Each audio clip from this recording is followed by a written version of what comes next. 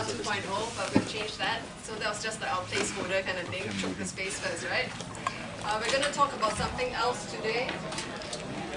And I'll need a diagram to help you with that.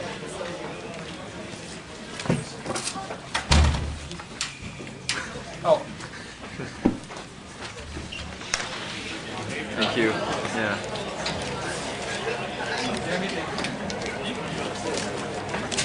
There's definitely applications, I think. I studied a bit of complex systems as well.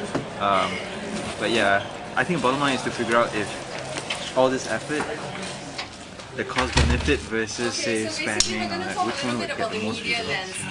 I think most of us should be pretty familiar, but I guess this is just to set the context of our discussion later. Okay, so first of all, right, all messages that we get right now generated from companies, it filters through like PR firms. I need light. And then from the PR firms, it goes into the media, traditional media, like Straits Times, Business Times, all that, the magazines. And then it goes down to like you and me, the consumers, right? So as we can see, this traditional media landscape is very, very unidirectional. It's all one way. The company has a certain message, it's pretty controlled as well, and it just filters down. So the thing about the media landscape now is that it's evolving. So this is how it's going to look. It's just everybody who has a voice can have a voice. And it's no longer just one message coming down, people can discuss. So the message isn't really controlled anymore. So basically, it's a very fragmented kind of media landscape. The consumer is right here, very empowered. And well, this is what we see happening, in countries like the US and China. But so the question we want to pose to you is it really happening, or is it just fluff? What do you guys think? In a Singapore context. Is it happening at all? Not really. What? Not happening. It's not, right? I mean, it just seems to be a theory, Why do you think Singaporeans are not taking this on? Well, there are companies that have that, but On most companies don't. Any examples? Well, okay, I have a friend who runs a cafe. Some of you might have heard of it. It's called Pit Stop Cafe. They have a blog. Any of you heard of that? At least a couple here. So they have a blog. They get feedback on their blog, and they have a shout board, tag board, whatever you call it. So yeah, that's something. Oh, but they miss out that PR firm part. They don't hire a PR firm. No, yeah, I mean that's like part of our point as well, right? Because like when we're talking about traditional media, for sure it goes like that, unidirectional. Right now, maybe you can take away this. You could even take away the media, right? Because this is where the conversation is actually taking place. How do you define the media? Are you talking about mass media, like newspapers and all that? Yeah.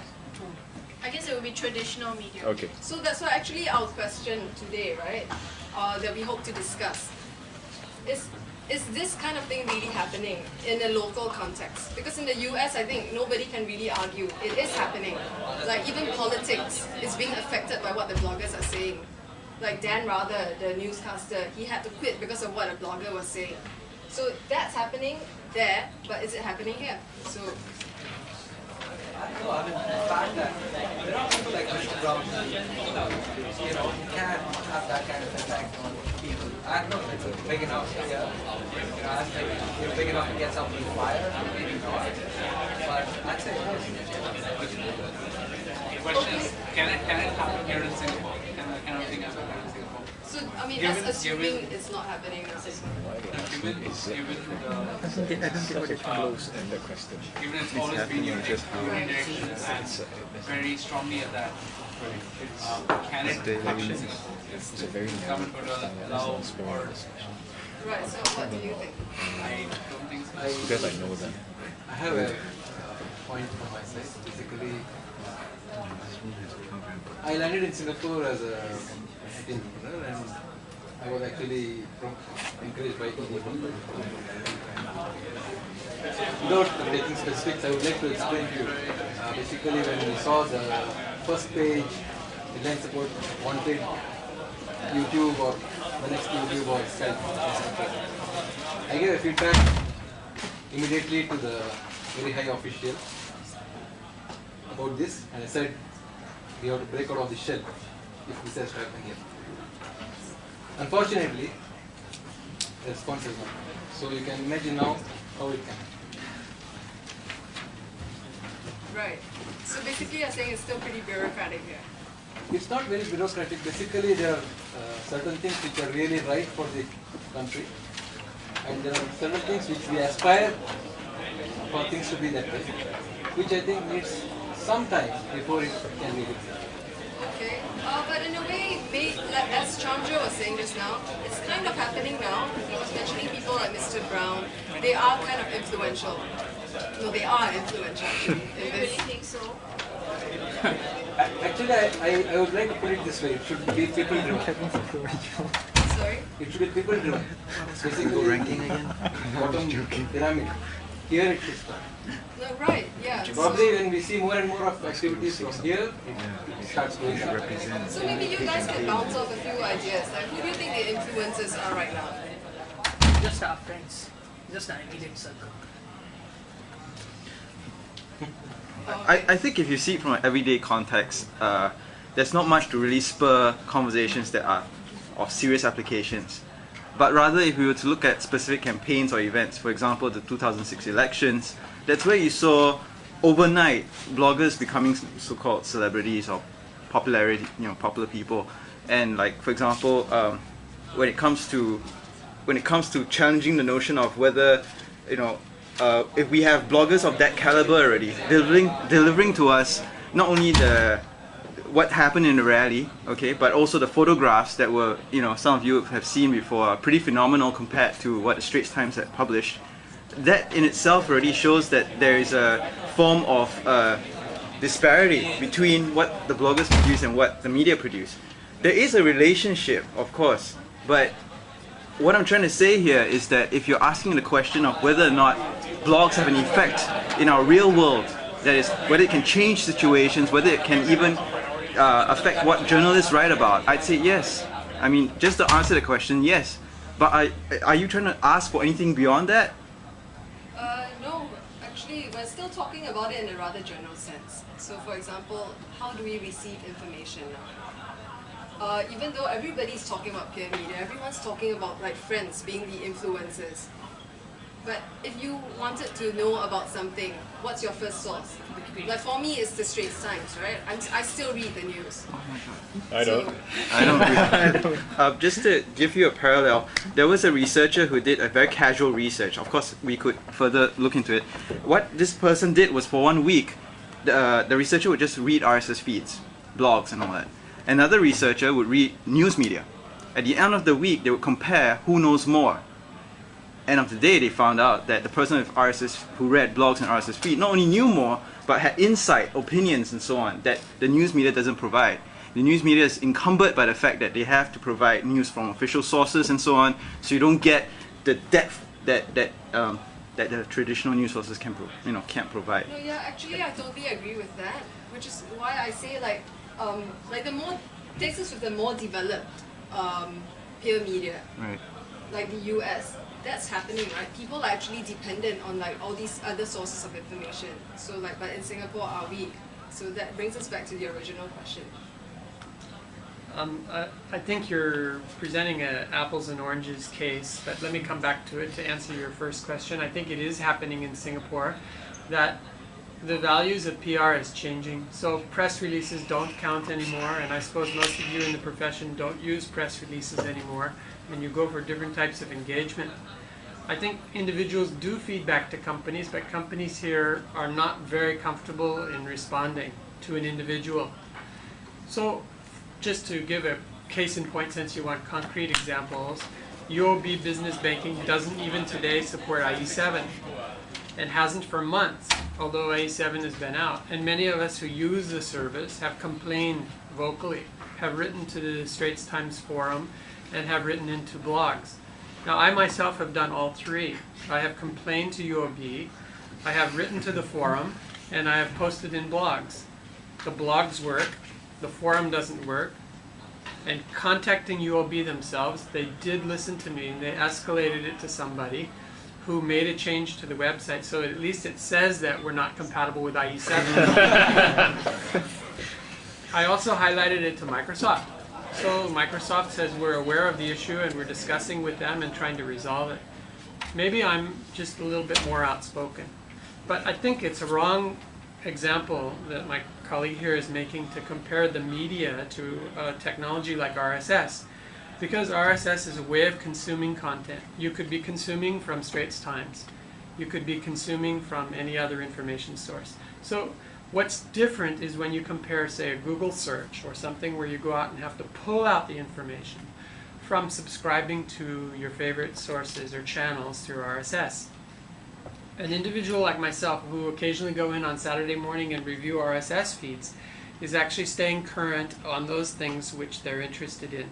And that gives them an overview so that if on Monday morning they're asked, what's the latest thing happening in that area, you can respond knowledgeably because you've been brought up to date on Saturday.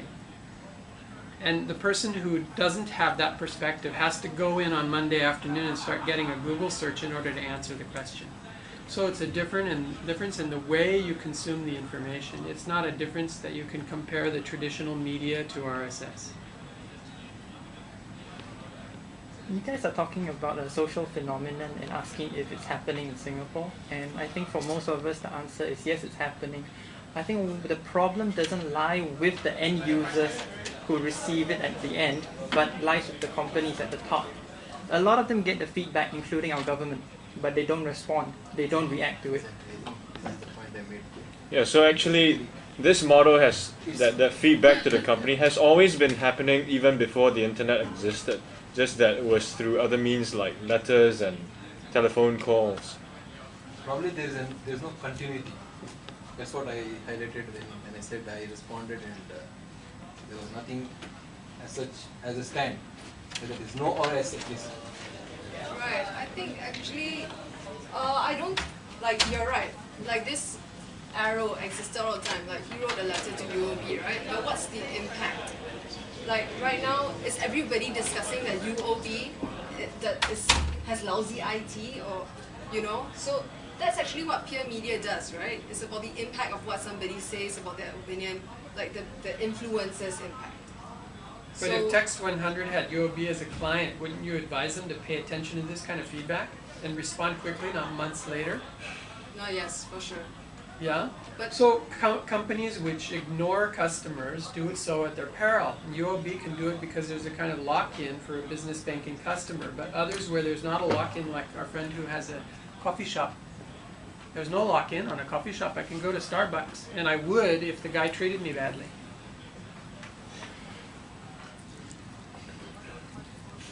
I think the PR firm has to take a different role. The traditional role has, like you say, clearly in your diagram, you're a pipe for information and messaging, which gets carried by the media. But I think your role has to be much more consultative to help the company understand what is the significance of the feedback that they're getting from the street. I think a more interesting question to carry on what he said is, what is the role of a PR firm in the future? Or is there a role in the first place? well, I would hope I hate there to would scare be you. one. And you too. Again, to add to that, actually, I have one more experience. A year back, a US-based PR firm emailed my company in Bangalore. 1 year. So they were so proactive that they said, "We would like to expose your company into the American system because you are doing something there in India and you are focused there." Probably this is the kind of activities or roles PR firms should take, because this is something where it will bloom. When you give some start, for example, I'll give you this best example of Sugar CRM. I think some of you may be knowing about a solution called Sugar CRM. This PR firm has actually helped them raise $27 million. And this guy, after that success, he still is not full with this thing. He writes to a very humble company down near in Bangalore. And unfortunately, there were at least minimal contract to be obligated, and which we said we will come at appropriate time. But what is happening is that we are having them in our role. That the first initiative or first PR activity what we'll do will definitely go with them because they are proactive. And probably they helped us to get certain amount of exposure. So this is something which a PR firm would like to do or should do it. So that it's really bringing up the things that are happening. But what I resisted for almost 4 years to give an official press release in Bangalore. That's because I wanted to see that if the media is really observant, they should write about it. And I did not. Till today I have not. So has your company been written about? It is not being written about, but I use a very nice PR thing which is, I think most of us know, PR web, where we make a release and keep quiet about it. Yes, we have just told what we need to. If somebody wants to pick it up, they will write. I don't know how many magazines are carried, but in India there are a few magazines, Linux for You and kind of magazines, they are taking it. Okay. So this is what I think is a feedback, because probably I got a little emotional because these are very, very sensitive thing for entrepreneurs who are trying to do something. So while we're talking a little bit about the role of PR, I think it's probably fair to say, or I like to think that our company is being consultative and getting the news out there for the clients. Let me get that out first. Yeah, so I mean, I completely agree, right, with what you guys are saying. It's like what the role of a PR company should be. Obviously, this is simplified. It's not just a pipeline like that. I mean, we help with like certain messages, and we get the news out there. And if there's like stuff like that where you guys say like, yeah, you need to consult your clients, that you need to listen to like customers' feedback. Sure, that is happening. So I think the more pertinent question now is actually how is the role going to evolve as as the voices here get louder, or when the impact. Right now, a lot of the impact is here, right? Like you see something in the Straits Times and you're like, that's where the news starts, that's where the discussion starts. But it's going to move to here, I don't know how soon, in Singapore at least. And I think that's the new thing that PR firms need to figure out. It's just how to not just have media relations, but maybe influencer relations as well. So, any ideas, right, from you guys? Actually, no, it's a lot of points was mentioned before. They said that companies these days are not, I mean, the companies in Singapore as such, don't respond to the feedback that they receive. Why do you think it is like that? Why is it that the companies are not responding? I think it's dependent on the situation. Like probably in that case, they should have responded. Either rectify the problem, or as they did, just put out a little sign there to say what's compatible or not. But sometimes maybe if it's unwarranted, or I mean, it's hard to say. It's very situation to situation. I think most companies do respond, just that many companies don't respond to our satisfaction. They step aside, they don't address the issue. So that's why we're satisfied with them.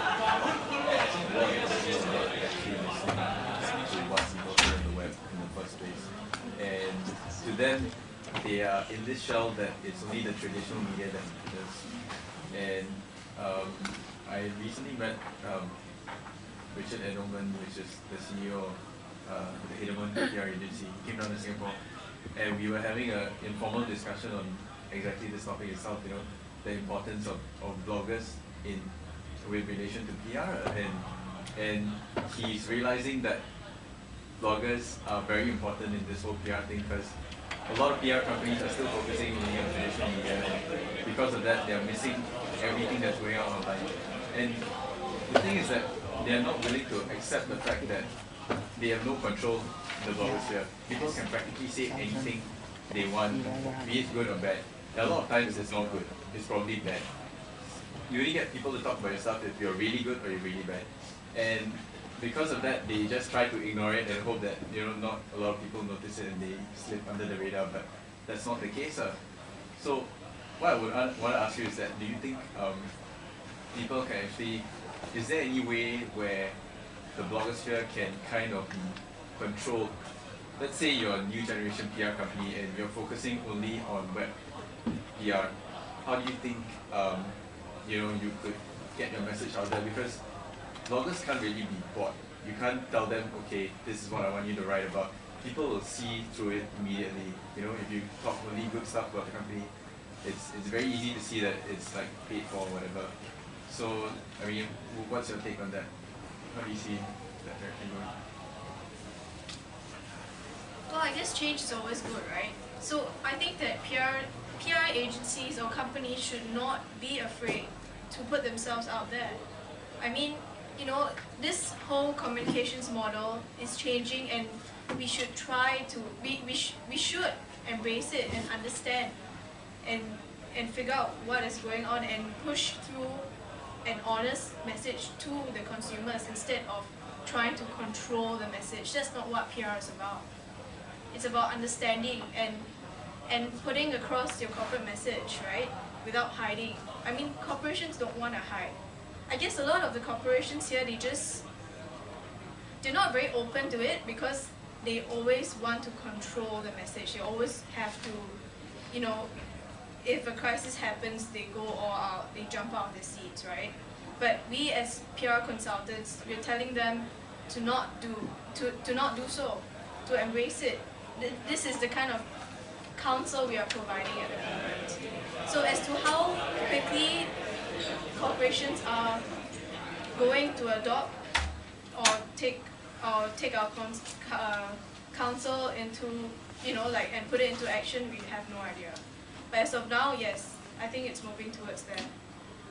Just to respond to that, I met an executive at Edelman here in Singapore, and asked him the same question. And he was like, the maximum that we can do is we can't buy these people, we can't even write press releases like we do normally.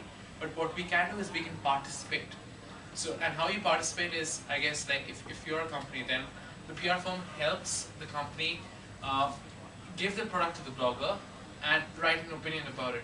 Whether write entry about it. Now, whether the opinion is good or bad, that bit you can't control. But the maximum that you could do is make sure that your product reaches the blogger or reaches the person who has a certain amount of influence, and then just leave it at that. So I guess it's one step that. Another thing that I realized, especially if you deal in software or you use software, sometimes you write software reviews or we talk about a particular piece of software, is that developers, because they're very tuned to the web naturally, they are very aware of what people write about them. So sometimes it's all you need to do really is to be listened to.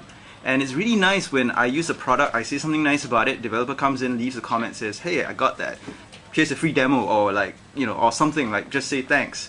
That very idea that you're responding is something that we're missing here, and it could work. It doesn't need to be a solution, it just needs to be some form of acknowledgement that they could do. And understandably for companies, organizations, it's hard to have that personal voice unless you say appoint somebody in the company to be the liaison. The liaison as in for the bloggers and so on. So besides reviews, I see that as a very powerful thing that a lot of people underestimate, the fact that you should just listen, just have somebody in the company put a response, doesn't have to be solution. PR firms have to realize that blogs are conversations and not media, and it represents the blogger himself or herself, and in fact that is a good thing for PR, because instead of going to, say, the newspaper and then look at my product and they totally ignore it, here you can target exactly, because you know that this guy's a programmer, you know that this guy's a photographer, you know exactly what to give him at that point in time. So you have to change the model of the press release, and you have to make it into a conversation. So you got to start talking with this person, and I think that would work to your favor. We agree. I'm not sure if it's true, but my observation is the companies that do this the best are the ones that already do it internally this way. In other words, they have internal blogs and they allow for internal discussions, and then those companies tend to be the best positioned to do it outwardly, like Sun. To the culture that we're talking Yeah, about. I think it has to be You open can't culture. just tell them to change things at the boundary. You have to advise them to change things within. Yeah, I think it boils down to whether they understand it in the first place. Because I think we all know, right? Like you and me, we're all familiar with how everything works.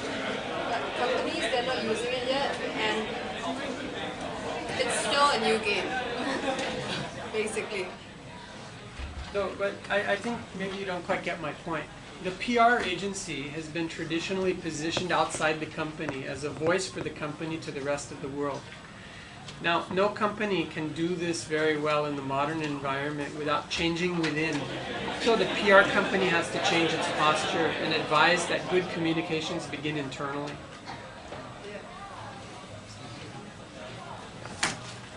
Actually, I'm not sure that's 100% true. That's just my observation. No, I don't know if anybody has a similar It's one of the experience. ways. Yeah. Because it's so dynamic, the media landscape is really dynamic now. I'm sure there's more than one approach. I think what he says is true, but then to ask a company to change its culture internally, a PR firm asking a company to change its culture, that's quite difficult to say. Yeah, but Asian companies are going into the global marketplace. They have to do things the way global companies do, right? Definitely. They do it with the CSR. They're doing the corporate social responsibility pretty well. They changed internally and then they reflected externally. So I think that this whole thing about allowing dissent, allowing alternate voices and opinions has to be taken within the organization in order for them to be able to transform the way they relate to their customer and their public. I mean, I just noticed the companies that I deal with in Singapore, very few of them have internal blogs going on. So I think it's endemic, indicative of the endemic problem that you're up against. Going around that, like people, they go around their staff to blog about people. Immediately they'll try that. Yeah, it is funny. I think maybe at the end of the day, if you want to notice a trend, it's the big corporations that are more rigid in this culture that they might have. They might not change it. But it's where the small ones, small companies, individuals who run their own startups and all that, they can use blogs to their advantage and comments and social media because it's so affordable. And you can reach that many people. To test the effect of that, Text100 has a very nice chart, for example, that shows the attention span that's given to traditional media. Sorry, I'm again comparing apples and oranges. Traditional media with blogs. And for example, Boing Boing goes over, say, Times Magazine and so on in terms of attention. And so you can sort of have that kind of way a visual way to show companies that this is really happening and that we shouldn't trivialize what's happening out there, in the blogosphere and all that. So what I'm trying to say is for cultures to change, I think big companies have clout, so they don't maybe need to change yet, okay? But the small ones are mobile enough that they can sort of adapt to it. And that's where startups have the advantage. One of the best examples he gave was about Sun itself. Yeah. Because it's a very daring step for a Nasdaq listed and reputed company like Sun to do that. But others are still observant and they need to really just start moving into it. So maybe at the end of the day, if you want to, okay, how do I use this knowledge? Perhaps depending on the client that you meet, then you customize this idea that, okay, big companies might have a hard time adjusting their culture, but small ones, we can still try. So corporate training and so on and so forth, blogging, have them blog, just get in the motion of it. So I'm just trying to give some ideas. So what about large corporations who need to be in the know, need to be in the peer media scene? What do you suggest? Well, if, for example, let's take, for example, media monitoring as one of the most basic core rice bowls of what, rice bowls, right? Where's that? Or, I don't know, just one of the core things that PR companies do. We could combine that with, for example, the kind of attention that the blogosphere is giving to a product and so on. And so you could, for example, use Text100 and do a media monitoring chart of like what blogs are mentioning, so on and so forth, and compare the impact. For example, you can look at authority. Text100 provides authority level of the blogger, so you could see what's the intensity of intensity of the message that the blogger has, and then complement your traditional mainstream media handouts that you might be giving them.